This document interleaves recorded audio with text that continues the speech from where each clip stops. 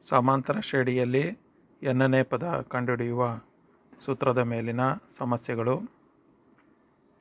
ಮೊದಲನೆಯದಾಗಿ, ಕೊಟ್ಟಿರುವ ಸಮಾಂತರ ಶ್ರೇಣಿಯಲ್ಲಿ 30ನೇ ಪದ ಕಂಡುಹಿಡಿಯಿರಿ. ಮೊದಲನೇ ಪದ 5, ಸಾಮಾನ್ಯ ವ್ಯತ್ಯಾಸ 8 - 5 = 3.